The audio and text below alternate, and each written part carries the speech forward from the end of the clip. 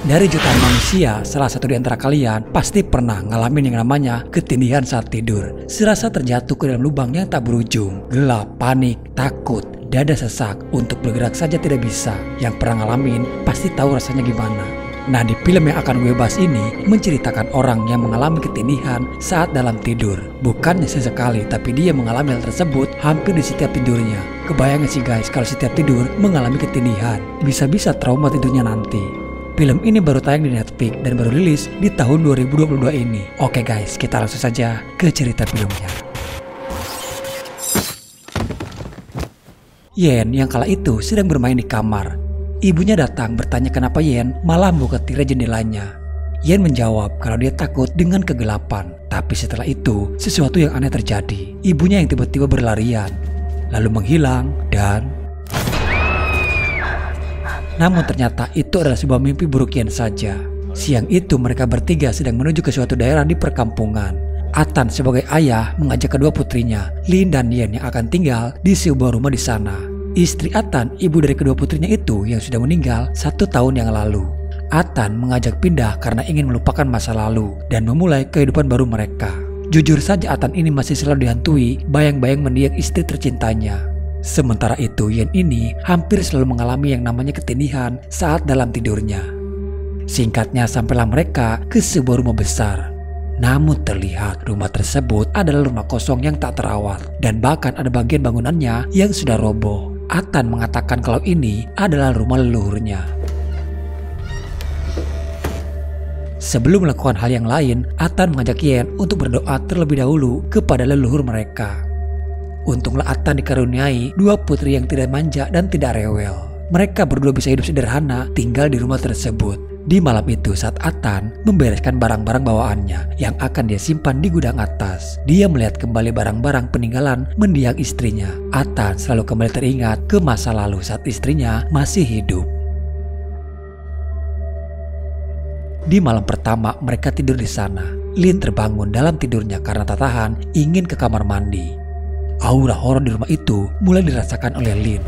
Di sana dia melihat seperti ada bayangan yang melintas di hadapannya. Tapi Lin tidak begitu menghiraukan. Saat itu, Lin menepis semua anggapan buruk.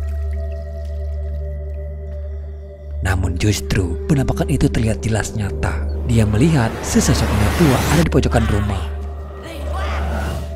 Kembali terdengar ada suara-suara di ruangan yang lain. Pintu itu tertutup dengan sendirinya. Lin cukup berani untuk menghampiri ke ruangan tersebut. Namun ternyata di sana dia melihat Yen yang berdiri tapi masih dalam keadaan tertidur. Setelah terbangun, Yen yang merasa ketakutan.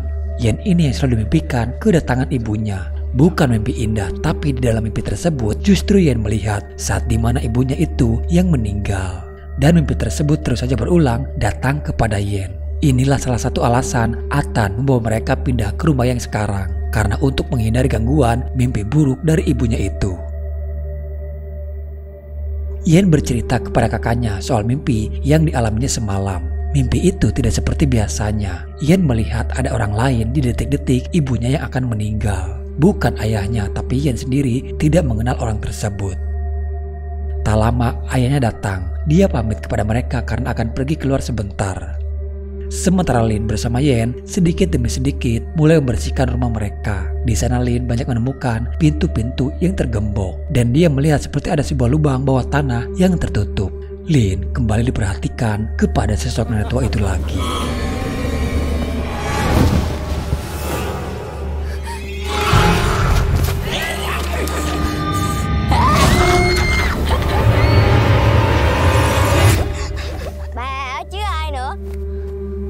Di hari itu datang seorang wanita ke rumah mereka. Dia adalah Hana. Dia mengaku sebagai guru lesnya Lin dan Yen. Di sini Hana sendiri mengetahui banyak hal soal apa yang terjadi kepada Yen yang selalu mengalami gangguan saat dalam tidurnya. Kebetulan Hana juga adalah lulusan kuliah dengan jurusan psikolog. Setidaknya dia bisa memberikan terapi kepada Yen. Hana lalu memberikan sebuah boneka kepada Yen untuk menemani Yen saat dalam tidurnya. Hana mengatakan dulu waktu Hana masih kecil selalu ditemani oleh boneka tersebut. Tak lama ayahnya pun datang. Lin dan Yen diberikan sebuah kejutan. Mereka diperlihatkan kini kamar mereka yang sudah didekorasi menjadi lebih bagus dan layak untuk mereka tempati.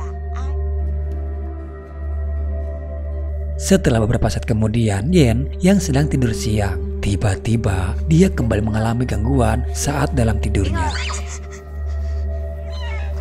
Hana yang masih ada di sana meminta agar Lin jangan membangunkannya secara mendadak, karena itu nantinya akan membuat Yen menjadi panik. Tunggu Yen bangun dengan sendirinya. Di saat mereka menunggu Yen terbangun, terlihat ada bayangan hitam yang langsung membangunkan dia. Di malam hari saat semuanya sudah tertidur lelap, dalam tidurnya Lin seperti ada yang akan mencoba mengganggu dia. Tapi untung saja Lin langsung terbangun.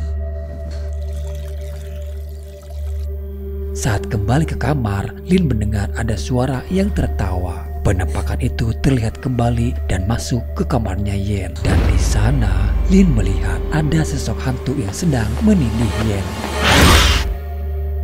Tapi terlihat Yen sepertinya baik-baik saja. Apa yang dilihat oleh Lin semalam langsung dia ceritakan kepada ayahnya soal adanya penampakan hantu di rumah mereka. Ayahnya tidak kaget jika Lin melihat adanya penampakan tersebut. Justru ayahnya meminta agar Lin tidak menceritakannya kembali kepada Yen. Takut nantinya itu malah akan membuat Yen menjadi ketakutan. Lin sebagai kakak cukup dewasa memahami kondisi tersebut. Di sini secara tidak langsung ayahnya mengiyakan soal adanya penampakan yang terjadi. Di malam berikutnya, kini gangguan tidur kepada Yen justru semakin sering terjadi.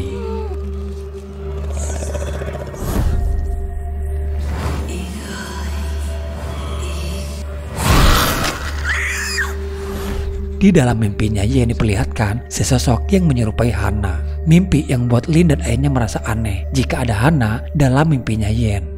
Hana datang mencoba memberikan penjelasan soal mimpi yang dialami oleh Yen. Namun di sini Lin justru merasa kini keadaan Yen malah semakin memburuk. Tidak seperti berada saat mereka tinggal di rumah terdahulu. Dari mimpi itu juga seperti nyata yang bisa melukai Yen. Terlihat ada bekas luka memar di dadanya Yen. Hana beralasan itu adalah sebuah reaksi Yen yang melukai diri sendiri saat Yen berusaha untuk sadar dalam mimpinya. Lin mulai merasa curiga kepada Hana. Dia pun membawa Yen untuk pergi keluar. Kecurigaan Yen dan Lin soal ayahnya yang dekat dengan Hana. Sempat berpikir kalau Hana ini akan menjadi ibu tiri mereka. Lin mengajak Yen yang akan mengintip ayahnya dengan Hana yang masih berada di rumah. Mereka nekat naik ke atap rumah untuk mendengar pembicaraan mereka. Kala itu Yen yang duduk di pepohonan. Terlihat ayahnya dan Hana seperti sedang memperdebatkan sesuatu hal yang sangat serius. Tiba-tiba Yen dikagetkan karena melihat ada sesosok nenek tua. Dia pun terjatuh dari pohon itu. Tapi untung saja tidak terjadi apa-apa. Dia tak sadar kalau tempat dia terjatuh adalah sebuah lubang yang tertutup. Dan tak lama kemudian Yen pun terprosok masuk ke dalam lubang itu. Ayahnya yang mengetahui hal tersebut memarahi Lin yang ceroboh menjaga adiknya. Lubang tersebut yang sangat dalam, bahkan butuh orang-orang ahli untuk mencari Yen di dalam sana. Sampai pada malam hari, tim masih belum berhasil menemukan keberadaan Yen. Lin sangat syok dan merasa bersalah dengan kejadian yang menimpa kepada Yen. Saat itu Lin memegang bonekanya Yen pemberian dari Hana sambil berharap Yen bisa ditemukan kembali. Namun dia merasa ada yang aneh di mata bonekanya. Di dalam lubang ternyata Yen masih hidup. Dia terbangun setelah beberapa saat pingsan. Yen berada di sebuah ruangan yang sangat gelap. Dia berjalan sambil meraba-raba dinding tanpa tahu ada apa di hadapannya. Sampai dia dikagetkan memegang tangan seseorang di sana. Entah siapa orang tersebut, namun terlihat seperti orang yang tak sadarkan diri. Yen masih berusaha untuk menghindar dari kejarannya. Dia pun berhasil menghindar dan masuk ke sebuah ruangan yang berbeda lagi. Di sana dia menemukan ada ruangan bawah tanah yang luas, seperti sebuah ruangan laboratorium dan pusat penelitian. Di sana juga sudah banyak orang-orang yang berperilaku aneh. Ada di dalam sebuah kamar yang terkunci. Yen terkaget karena menemukan ada sebuah ruangan kerja, di mana di sana terpampang ada fotonya Hana. Yen juga melihat monitor dari CCTV yang ternyata itu adalah ayahnya sendiri. Ayahnya yang mengalami kejang-kejang seperti sedang ditangani oleh seseorang di sana. Sementara di monitor lainnya, Yen juga melihat ada wajahnya Lin. Ternyata selama ini Hana mengawasi mereka melewati kamera tersembunyi yang dipasang di rumah mereka. Dan boneka yang diberikan Hana kepada Yen sudah dipasangi kamera pengawas. Lalu tiba-tiba Yen dikagetkan oleh seseorang yang menemukan dia. Namun di mimpinya yang sekarang, Yen menemukan fakta bahwa ternyata ibunya meninggal karena bunuh diri. Saat itu Hana mengetahui keberadaan Yen di sana. Dia langsung segera memberikan sebuah hipnotis terapi agar yang dilihat Yen sekarang terlihat seperti sebuah mimpi saja. Hana dan ayahnya akhirnya membawa Lin ke ruangan penelitian itu. Hana menjelaskan kepada Lin kalau ini adalah sebuah tempat fasilitas khusus untuk penyakit kejiwaan. Hana ini adalah seorang dokter yang sedang mempelajari fenomena orang ketindihan saat dalam tidurnya dan apa pengaruhnya kepada mereka yang mengalami hal tersebut. Diketahui bahwa Atan sendiri mempunyai penyakit yang sama seperti yang dialami oleh Yen. Namun Atan sendiri tidak separah yang dialami oleh Yen. Begitupun itu terjadi kepada Lin, tapi hanya sesekali saja itu terjadi kepada Lin. Atan mempunyai riwayat dari orang tuanya terdahulu yang selalu mengalami ketindihan dalam tidurnya. Ternyata kebiasaan itu juga bisa menular kepada orang lain. Istrinya Atan mengalami hal yang sama, selalu mengalami ketindihan saat dalam tidurnya. Namun istrinya mengalami gangguan yang sangat parah hingga mengganggu kejiwaannya. Bisa dikatakan istrinya Atan yang menjadi gila akibat selalu ketindihan dalam tidurnya. Selama ini Atan sedang melakukan terapi kepada Hana untuk bisa menghindari kebiasaan tersebut. Lin lalu menanyakan lalu siapa sesosok orang yang belakangan ini sering dia lihat di rumah mereka. Hana menjelaskan kalau itu salah satu pasiennya yang tersesat di halaman rumah mereka. Karena dahulu kala di dekat rumah mereka ada sebuah pelabuhan untuk warga lokal di sana. Rumah mereka yang bisa menembus ke pelabuhan tersebut. Dan seiring berjalannya waktu, pelabuhan tersebut Hana jadikan sebagai fasilitas penelitiannya. Tak lama kemudian, Yen terbangun dari pingsannya. Hana yang mengira dia berhasil membuat Yen melupakan kejadian yang dilihatnya terdahulu. Justru di sini, dia diingatkan kembali dan mengatakan kalau ibu mereka tewas karena bunuh diri. Apa yang diucapkan Yen membuat Lin merasa terkaget. Ayahnya selama ini menyembunyikan apa yang terjadi kepada ibu mereka. Atan berbohong dan mengatakan kepada kedua putrinya kalau ibu mereka meninggal karena kanker yang dideritanya. Bukan tanpa alasan, Atan kala itu tidak tahu harus bagaimana menyampaikan kepada mereka. Ibunya yang mengalami ketindihan dan membuat ibu mereka tak terkendali lagi. Sampai akhirnya dia membunuh dirinya sendiri. Atan dan Hana merasa gagal menyelamatkan ibu mereka. Ayahnya sengaja membawa Yen ke tempatnya Hana agar Yen bisa diobati oleh Hana. Tapi kini dengan cara yang berbeda, yaitu Yen akan dicuci otaknya. Awalnya Atan sendiri tidak setuju dengan cara tersebut. Tapi tidak ada cara lain lagi. Hanya itu satu-satunya jalan yang harus ditempuh untuk menyelamatkan Yen.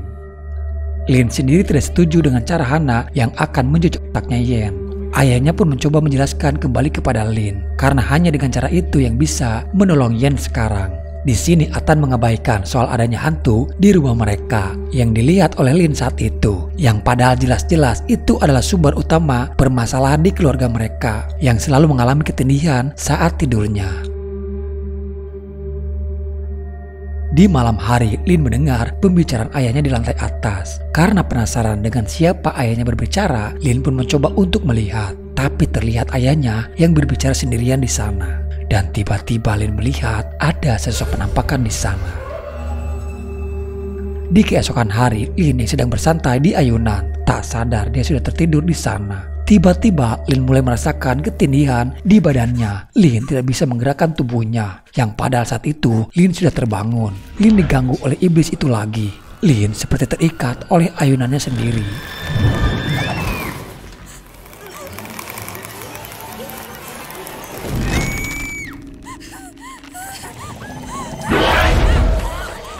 Tapi untung saja Yen datang membantu. Ternyata iblis yang dilihat oleh Lin, Yen juga melihat iblis yang sama. Lin dan Yen akhirnya meminta kepada ayahnya untuk kembali ke kota ke rumah mereka terdahulu. Mereka sudah tidak mau lagi untuk tinggal di rumah yang sekarang mereka tempati. Karena di sana jelas-jelas ada iblis yang mengganggu keluarga mereka. Namun justru ayahnya tidak ingin kembali ke rumah dulu lagi, di mana di sana banyak kenangan bersama ibunya. Dia tetap memaksa Yen dan Lin untuk tinggal di rumah yang sekarang. Sampai pertengkaran pun terjadi di antara mereka. Lin yang menuduh kalau ayahnya lah yang sudah membuat ibu mereka meninggal. Dan ayahnya yang selalu memaksakan agar mereka dekat dengan Hana. Sampai Lin beranggapan kalau Hana ingin menjadi pengganti ibu mereka. Di sini ayahnya tak bisa lagi menahan amarahnya. Dia seperti orang yang kerasukan, tak sadar malah yang akan melukai Lin. Atan kini menutup tangga yang menuju ke lantai atas. Sementara Lin berkemas dan akan mengajak Yen untuk pergi dari rumah itu.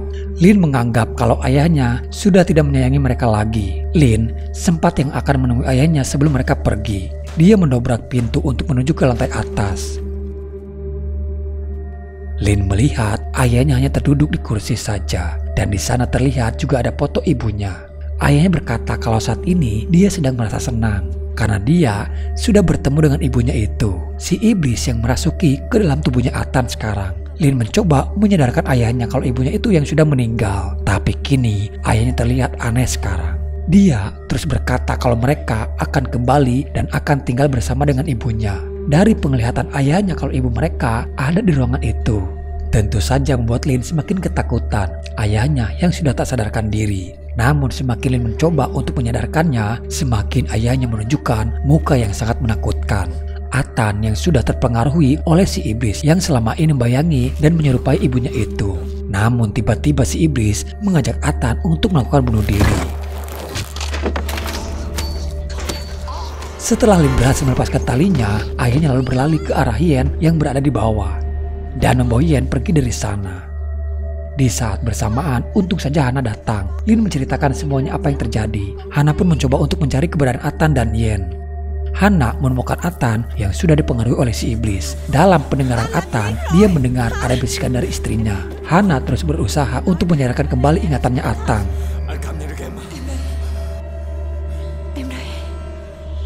Dia mencoba dengan mempengaruhi pikirannya, menyuruh Ethan mengikuti telunjuk tangannya. Alih-alih akan berhasil, namun justru Hana malah terkena hantaman si iblis. Dan tiba-tiba ada sesuatu yang menarik Hana.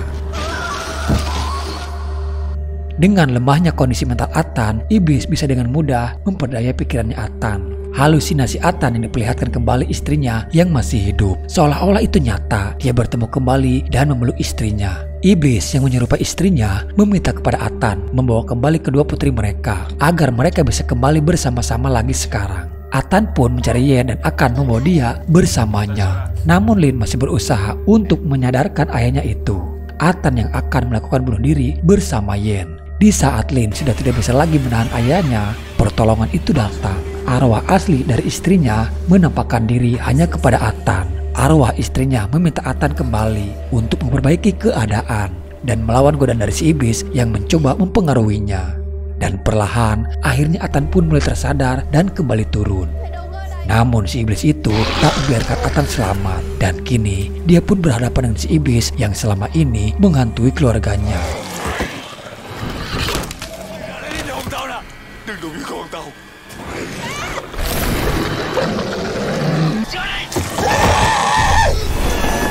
Si iblis membuat Ethan pun terjatuh di sana.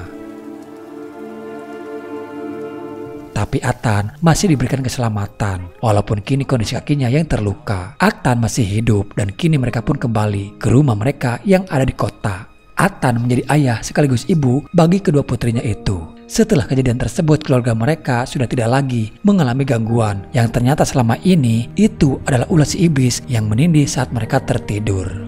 Sementara Hana, kini gangguan tersebut malah berpindah kepada Hana sekarang. Dan di sini akhirnya film pun selesai. Pengalaman pribadi pernah merasakan ketika tidur tiba-tiba terasa ada yang menindih. Yang Mimin rasakan ketika itu serasa dibawa ke suatu tempat yang sangat gelap. Melihat ke arah sekitar semuanya hanya terlihat hitam pekat. Dada serasa sesak dan tubuh serasa jatuh ke sebuah jurang yang tak berujung. Sangat ketakutan dan panik. Saat itu gue sendiri tidak bisa membedakan apakah sedang tertidur atau memang nyata terjadi. Karena pada saat itu gue masih bisa untuk berpikir, ini apa, ini di mana. Untuk berusaha berontak dan membaca doa pun susah untuk dilakukan. Tapi akhirnya gue berhasil terbangun kembali. Karena itu terasa nyata, gue merasa sangat bersyukur ternyata masih hidup. Betul kata orang tua terdahulu guys, jangan tidur saat menjelang maghrib. Dan saat itu memang gue gak sengaja tertidur saat jam 5 sore. Gue gak tahu ya apakah itu hanyalah halusinasi saja karena lelah ataukah memang ada campur tangan makhluk halus. Gue yakin di antara kalian sebagian ada yang pernah mengalami ketindihan saat tidur.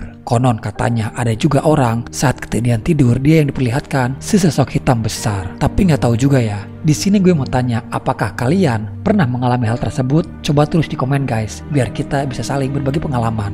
Karena ini salah satu pengalaman horor yang pasti kebanyakan orang lain juga ngalaminnya guys. Siapa tahu di antara kalian ada yang pernah ketindihan hantu palak, iya kan? Oke guys, sampai di sini dulu ya ceritanya. Semoga kalian suka dan terhibur. Sampai jumpa di video selanjutnya. Salam dari saya dan